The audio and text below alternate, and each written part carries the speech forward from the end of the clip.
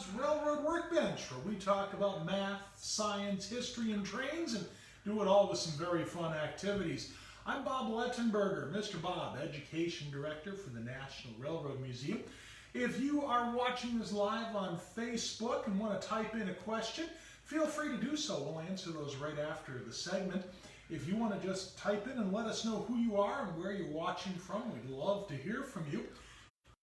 Like the National Railroad Museum's Facebook page. Today, we'll walk through history at the National Railroad Museum and one of the pieces in our collection. If you visit the museum directly in front of our Lenfesti Center, you will usually find Chicago, Burlington, and Quincy number 300, the Silver Spirit. The Silver Spirit is what is called a buffet lounge observation car. At the front of the car, there is a full kitchen, followed by a 24-seat dining room. The vestibule to enter and exit the car is in the middle of the train. Restroom facilities, luggage compartments, and then the lounge at the back of the train, affording folks a wonderful view as they go down the tracks. Beautiful arms chairs, big windows, stewards to take care of your beverage needs. Now today, we want to focus on the tail of the car, and one of the questions we often get asked at the museum, you'll see at the very back end of the car there is a sign, the Silver Streak, and many folks will say, oh, this car must have been in that movie, The Silver Streak. Well, let's confuse the issue just a little bit. The Silver Streak movie you're thinking of is this one from 1976, starring Gene Wilder, Jill Clayburgh, and Richard Pryor. You see on the screen here one of the final shots in the movie where the Silver Streak comes plowing into the station in Chicago. Actually, that was filmed in California in two aircraft hangars at the Lockheed Company. But that's the movie that most people think about when they think about the Silver Streak, and the question becomes, was the car from the museum in that movie? Well, before we answer, we need to look a little further back in history. This Silver Streak movie, the one I was just speaking of, was actually the second one. There was a earlier production by RKO Radio Films that came out in 1934, also titled The Silver Streak. And this movie was fashioned, sort of, after another famous Chicago, Burlington, and Quincy train, the Pioneer Zephyr.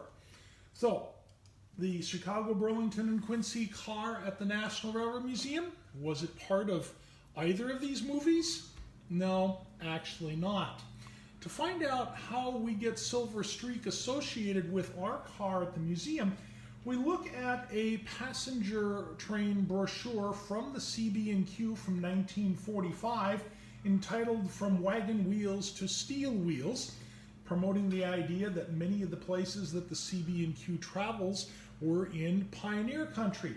And if we zoom in on the map to the point where we see Kansas City, to St. Joseph, Missouri, up to Council Bluffs, Iowa, to Omaha, and over to Lincoln, we find that one of the trains that serves that route is the Silver Streak. So the car at the National Railroad Museum actually was part of a train called the Silver Streak.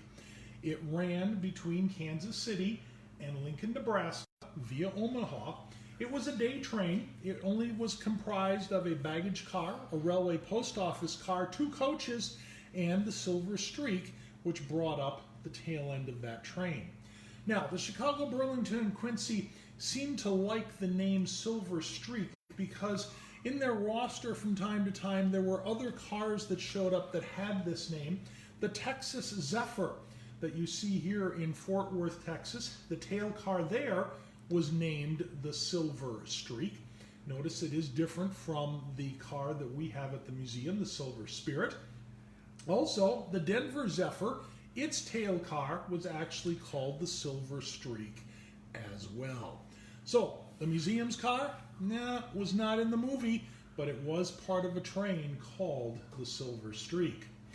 The Silver Spirit at the National Railroad Museum is available for rental. It has been restored and is part of our operating fleet. And if you would like to rent it either for a moving or stationary private event, contact our sales department. Also, Steve Kruger, watercolor artist, rendered the Silver Spirit as our membership painting a number of years ago. And if you would like a copy of the print that was made from that, visit our website, nationalrrmuseum.org. You can find the print in our museum store section. This is where you will also find information on becoming a museum member. So, a lot of silver, both spirit and Greek, a car and a train, and a little bit how the two intertwine. The Silver Spirit, one of the cards in the National Railroad Museum's collection. The National Railroad Museum inspires lifelong learning by providing dynamic educational opportunities through the preservation of railroad objects, engaging exhibits, and innovative programs. As a nonprofit educational institution, we are supported by both public and private donations and the support of our museum members. If you would like more information on how you can support the National Railroad Museum or become a museum member, visit our website, nationalrrmuseum.org. And as always, thank you so very much for your continued support. Hey, I'm Mr. Bob. Thanks for visiting Mr. Bob's Railroad Workbench today, and we hope to see you again real soon.